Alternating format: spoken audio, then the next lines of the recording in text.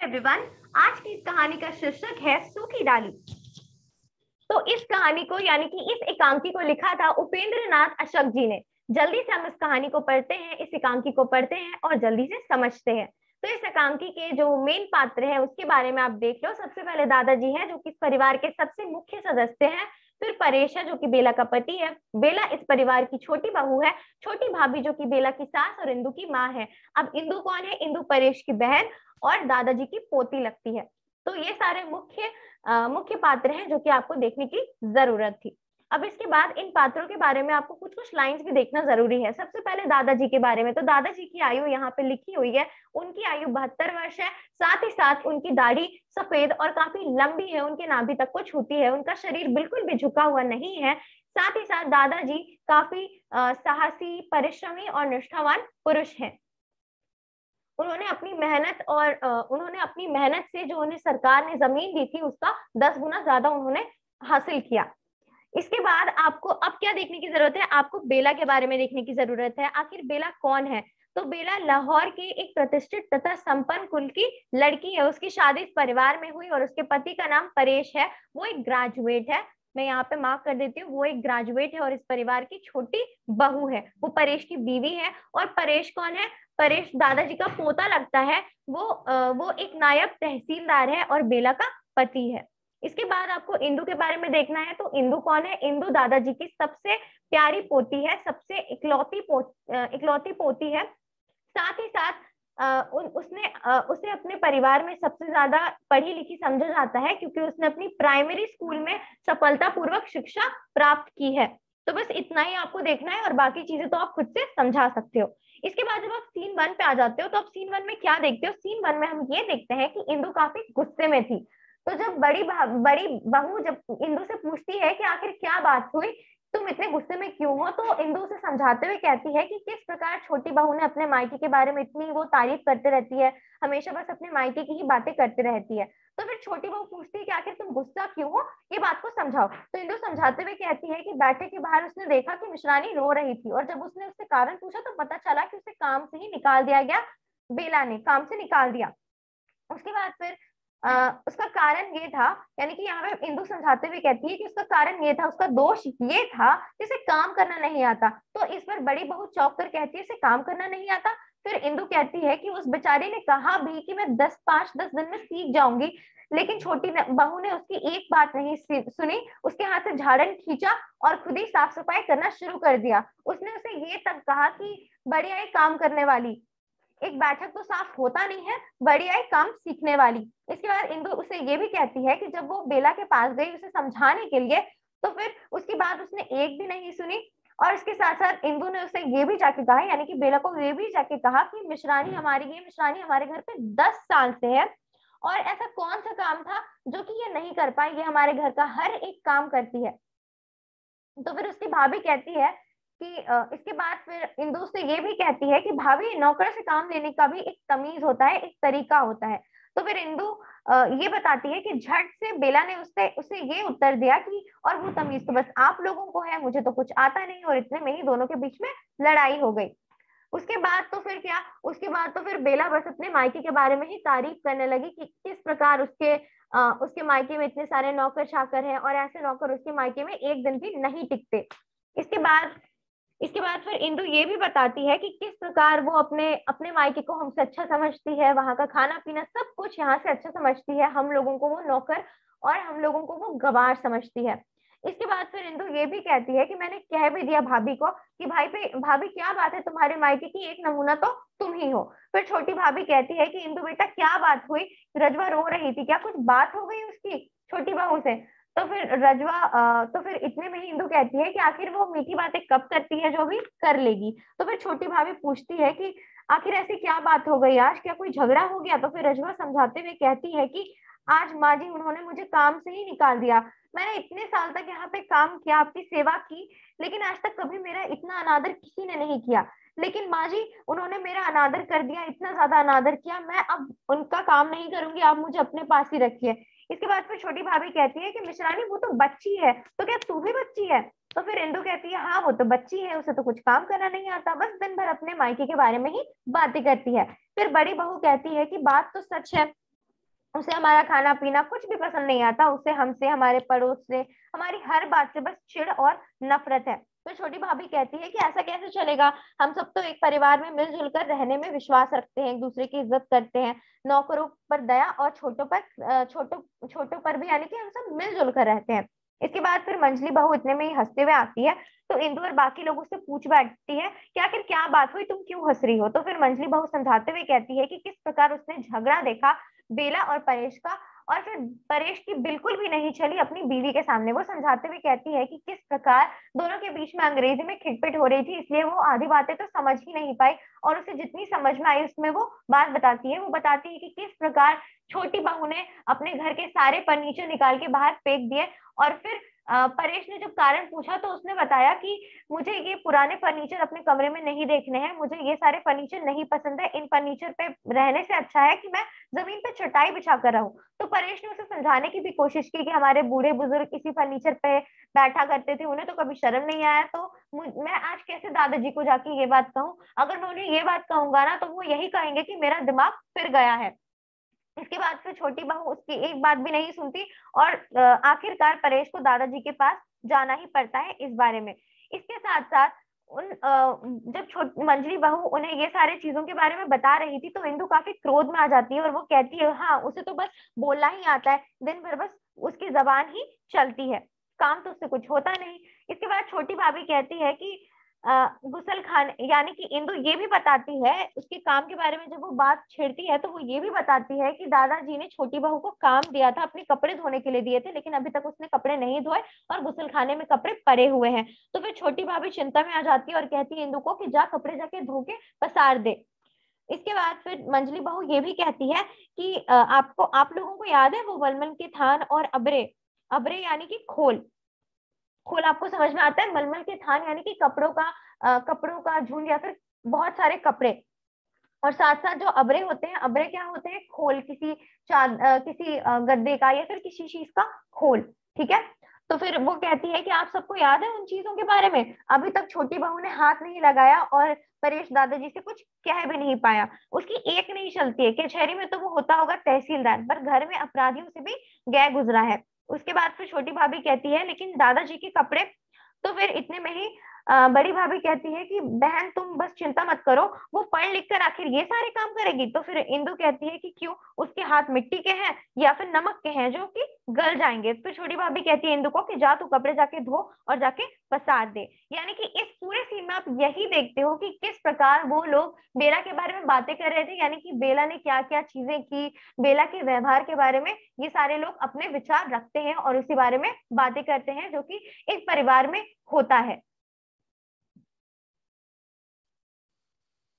Scene to में हम ये देखते हैं कि करमचंद बैठे आराम कर रहे थे, तो इतने में ही वो बच्चों को कहते हैं कि बच्चों बस करो, जगदीश बस करो, और फिर यहाँ पे खटखट तुम लोगों ने क्या मचाए रखी है, मुझे आराम करने दो। फिर दादाजी कहते हैं कि रुक जाओ, उन बच्चों को खेलने दो, बच्चे यहाँ पे खेलते हैं हंसते हैं तो बहुत अच्छा लगता है। साथ ही साथ एक बच्चे ने क्या किया था, एक बच्चे ने बरगद का एक डाल तोड़कर जमीन पे लगा दिया था और उस पर वो पानी दे रहा था। तो दादाजी हंसते हुए कहते हैं कि इसे नहीं पता है कि एक बार पेड़ से कोई डाल टूट जाती है तो फिर वो कभी भी वापस से फिर वो हरी भरी नहीं होती, या फिर वापस से वो पेड़ पे जैसे पनपती थी वो वापस नहीं पनप पाती। इस प्रकार हमारा परिवार भी एक बरगद के पेड़ की तरह है, और जितने भी सदस्य हैं वो इस बरगद की डाल की तरह है। तो फिर करमचंद कहता है लेकिन शायद शायद हमारे इस परिवार से या फिर हमारे परिवार से कोई सदस्य दूर होने वाला है, या फिर कोई इस पेड़ से कोई डाल टूटकर अलग होने वाला है। तो दादाजी कहते हैं कि क्या हो गया, मतलब क्या बात है, कौन अलग हो रहा है। तो करमचंद कहता है कि शायद छोटा अलग हो रहा है। तो फिर दादाजी कहते हैं परेश, लेकिन क्या बात है, उसे क्या कष्ट है। तो फिर करमचंद बोलता है कष्ट उसे नहीं, उसकी बीवी को है, उसकी बहू को है। तो फिर दादाजी कहते हैं कि मुझे तो इस बारे में किसी ने बताया ही नहीं, अगर कोई बात थी तो मुझे कहना चाहिए था, अगर कोई छोटी सी बात हो उसको अगर वक्त रहते नहीं सुधारा जाया तो फिर इससे वो बात काफी बड़ी हो जाती है। यानी कि अगर आप कोई घाव को, छोटी सी खरोच को अगर आप छोड़ दो, उसमें दवाई ना लगाओ तो वो घाव बन जाती है और बाद में वो नासूर बन जाती है, यानी कि वो चीज कभी ठीक नहीं हो पाती, उस जगह को कटवाना पड़ता है। समझ में आई बात। तो फिर वो कहते हैं कि जो भी बात थी मुझे बताना चाहिए था। तो फिर करमचंद कहते हैं कि मेरे विचार में, मैं अच्छे से तो नहीं जाता लेकिन मुझे ये पता है, मेरे विचार में ये ख्याल है कि छोटी बहू के अंदर घमंड थोड़ी ज्यादा है। आपको याद है मैंने मलमल के थान और रजाई के अब्रे दिए थे, अभी तक उसने हाथ नहीं लगाया, छोटी बहू को पसंद नहीं आए, अपने मायके को वो हमसे ज्यादा अच्छा समझती है, हमारे घर को वो कुछ नहीं मानती, हम लोगों को कुछ नहीं मानती। फिर दादाजी कहते हैं कि बेटा ये जो बड़प्पन है ना, ये बाहरी दिखावा नहीं होता, ये अंदर मन से होना चाहिए। इसके बाद वो कहते हैं कि अगर किसी किसी इंसान को हमारे प्रति घृणा है, तो अगर हम भी उससे घृणा करें तो वो इंसान के अंदर की घृणा कभी मिटेगी नहीं, वो और बढ़ेगी। यानी कि दादाजी यहाँ पे अपनी अपनी आत्मकथा बताना चाहते हैं, वो कहना चाहते हैं कि किस प्रकार वो, आप अगर किसी इंसान से नफरत करते हो या कोई इंसान आपसे नफरत करता है, तो आप इस नफरत को हटाओ, ना कि उस लड़ाई को और बढ़ाओ। इतने में ही भाशी दादाजी को चिल्लाते हुए कहता है, दादाजी मल्लू और जगदीश ने मेरा वट का पेड़ उखाड़ दिया।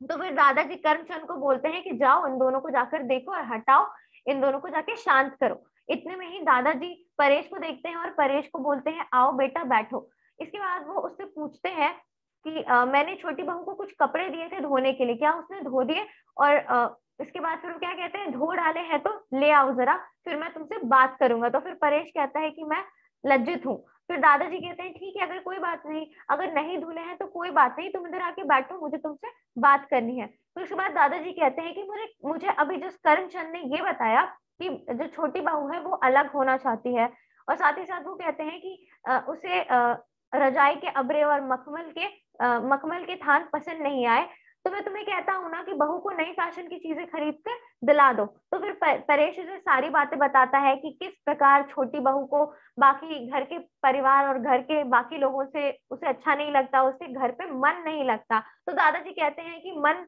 खुद तो नहीं लगता ना, मन तो लगाना पड़ता है। इसके बाद फिर परेश कहता है, लेकिन बाकी लोग बस उसकी निंदा करते हैं, उसे पसंद नहीं करते, उसका मजाक उड़ाते हैं, उसका समय बर्बाद करते हैं। तो फिर दादाजी कहते हैं कि बेटा तुम बिल्कुल भी चिंता मत करो, मैं सारी चीजें देख लूंगा, मैं बाकी लोगों को बिल्कुल शांत कर दूंगा। लेकिन फिर परेश ये भी बोलता है कि दादाजी, क्योंकि मेरी बीवी चाहती है, यानी कि हम लोग चाहते हैं कि हम अलग गृहस्थी बसाए, क्योंकि यहाँ पे वो नहीं रह पाती चैन से, यहाँ पे वो खुश नहीं है। इसके बाद फिर दादाजी कहते हैं कि बेटा मैं तुम्हें वो बाग वाला मकान तो दे सकता हूँ, वहां पे तुम रह लोगे, लेकिन बेटा मैं ये नहीं चाहता कि मेरे परिवार का कोई भी सदस्य अलग हो। तो फिर वो कहते हैं कि बेटा तुम ये चीज मुझ पे छोड़ दो, मैं ये सारी चीजें देख लूंगा कि कैसे मैं सभी चीजों को ठीक कर दूंगा, अब उसे कोई भी कुछ नहीं कहेगा। दादाजी उसे सारी बातें समझाते हैं कि वो किस प्रकार सभी लोगों को समझाएंगे, कोई भी बेला के साथ इस तरीके का व्यवहार अब नहीं करेगा। तो परेश भी इस बात को समझ जाता है, वो कहता है कि आपको जो सही लगे वो आप करो। फिर दादाजी रजवा को कहते हैं कि जाओ सभी लोगों को बुला के ले आओ, बस छोटी बहू को मत कहना, बाकी सभी लोगों को बुलाकर ले आओ मेरे कमरे में, मुझे सभी लोगों से बात करनी है। तो रजवा कहती है ठीक है, मैं जाके सभी लोगों को बुला लेती हूँ। तो सभी लोग दादाजी के कमरे में जमा हो जाते हैं। इसके बाद जब सभी लोग उस कमरे में आ जाते हैं, बस वहां पे इंदु नहीं थी, तो दादाजी बोलते हैं कि इंदु कहाँ है। फिर इंदु आती है, फिर वो कहती है कि मैं नल के पास कपड़े धो रही थी। फिर दादाजी सभी लोगों को समझाते हैं कि उन्हें छोटी बहू का मजाक नहीं उड़ाना चाहिए, क्योंकि उसका यहाँ पे मन नहीं लग रहा। सभी लोगों को उसका आदर करना चाहिए, भले वो उम्र में छोटी हो, लेकिन वो बुद्धि में, क्षमता में और साथ साथ वो सभी चीजों में, यानी कि वो अपनी अकल से काफी अच्छी है, काफी बड़ी है, ओहदे में काफी ऊंची है, और उसके ज्ञान का, उसकी बुद्धि का सभी लोगों को फायदा उठाना चाहिए। उसे जो चीज आती है वो चीज बाकी लोगों को सीखनी चाहिए, उसे कोई काम करने नहीं देना चाहिए, उससे लड़ाई झगड़ा नहीं करना चाहिए, और साथ साथ उसका जो काम हो वो भी बाकी लोग आपस में बांट लें। और साथ ही साथ वो बाद में इंदु और मंजली बहू को भी समझाते हैं कि तुम लोग, वो दोनों को खासकर वो सतर्क करते हैं कि तुम लोग उससे कोई भी ऐसी बात मत करना जिससे उसे बुरा लगे। यानी कि वो सभी लोगों को अच्छे से समझाते हैं कि तुम लोगों को उसके दिल को बिल्कुल भी ठेस नहीं पहुंचाना है, उसे तुम जितने अच्छे से रहने दो, यानी कि उसे पढ़ने का मौका दो, क्योंकि वो पढ़ाई में बहुत अच्छी है, वो पढ़ी लिखी है, उसे पढ़ने दो। और तुम लोग हमेशा उसका मजाक मत उड़ाया करो, उसे जैसा अच्छा लगता है वैसा रहने दो। तीसरा दृश्य, इस इस सीन में हम क्या देखते हैं, इस सीन में हम देखते हैं कि बेला खुद से बात कर रही थी, वो कह रही थी कि पता नहीं मैं इन लोगों को कैसे समझूं, कभी ये पल में ये तोला है तो पल में ये माशा है, यानी कि कभी ये काफी नर्म है तो काफी कभी कभी ये काफी गुस्से में रहते हैं, यानी कि इनका स्वभाव समझ में नहीं आता, कभी ये कठोर है तो कभी ये नर्म है, यानी कि इन लोगों को समझना मेरे बस की बात नहीं है। इतने में ही उसकी छोटी भाभी यानी कि उसकी सास आती है और वो कहती है कि बेटा सही में ये बैठक के जितने भी फर्नीचर है ना, ये रद्दी कबाड़ी के जैसे दिखाई दे रहे हैं, ये बहुत अच्छे नहीं लग रहे हैं। इसके बाद वो कहती है कि क्योंकि तुम्हारे दादाजी के जमाने की ये चीज है और मतलब इन्हें हटाना अच्छा नहीं लगता, इसलिए मैंने कुछ कहा नहीं, या फिर मैं इसको हटा नहीं सकती, उन्हें बुरा ना लग जाए। इसके बाद वो कहते हैं कि मैं आज ही इन सारी चीजों को तुम्हारे कमरे से हटा के सुरेश के कमरे में भिजवा दूंगी, उसे उसे इन सारे फर्नीचर बहुत पसंद है। इसके बाद फिर बेला कहती है कि आप बैठिए माँ जी, तो फिर उसकी सास कहती है कि नहीं बेटा, मुझे बहुत काम है, मैं नहीं बैठूंगी। इसके बाद वो कहती है कि तुमने सही कहा था कि इसके बाद फिर वो क्या कहती है कि रजवा मेरे पास आई थी, फूट फूट कर रो रही थी, इसलिए मैंने तुम्हें उस समय ऐसा कहा। इसके बाद वो कहती है कि वो जो नौकरानी है रजवा, वो काफी समझदार है, विश्वसनीय है और आज्ञाकारी है, लेकिन तुम्हारे जमाने का, यानी कि यहाँ पे वो ये कहना चाहती है कि जो काम उसे कभी आया ही नहीं, कभी आज तक उसने किया ही नहीं, वो किस प्रकार वो कर सकती है। फिर इसके बाद भी बेला उसे बैठने को कहती है, लेकिन वो नहीं बैठती है, और छोटी भाभी कहती है कि बेटा मैं तुम्हारा ज्यादा समय बर्बाद नहीं करूंगी, मैं ज्यादा तुम्हारा समय नष्ट नहीं करूंगी, मैं तो बस तुमसे सिफारिश करने आई थी कि जो रजवा है वो एक भावुक स्त्री है, छोटी छोटी बातों का बुरा मान जाती है।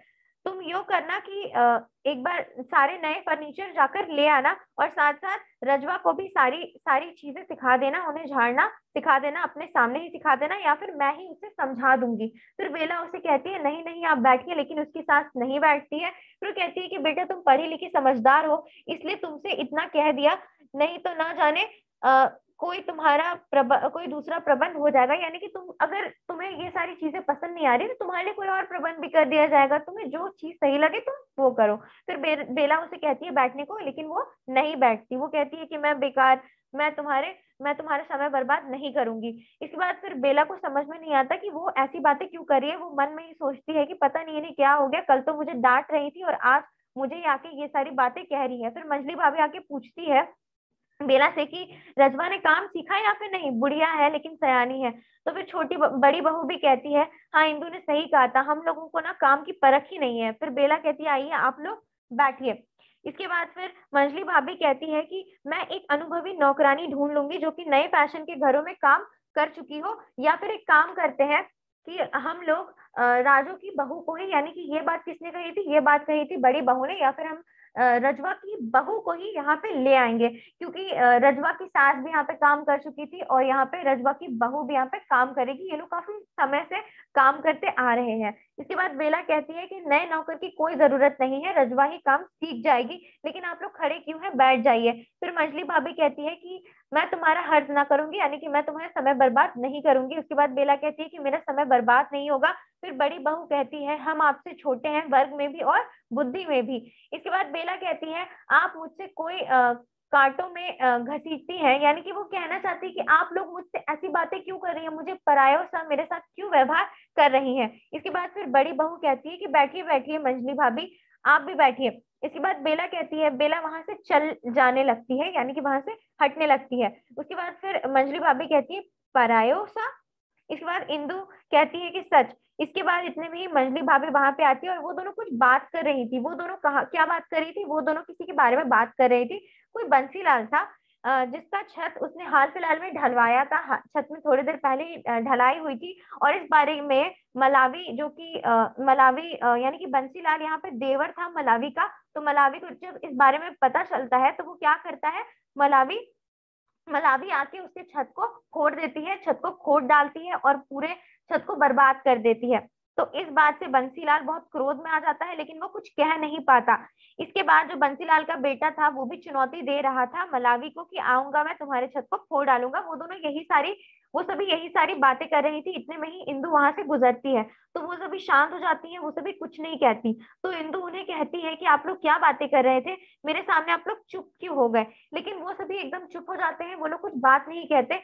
यानी कि वो लोग, ये जैसे कि दादाजी ने कहा था कि तुम लोग उसका समय बर्बाद मत करो, उसकी इज्जत करो, वो लोग एकदम शांत हो जाते हैं और उसके सामने बिल्कुल भी नहीं हंसते।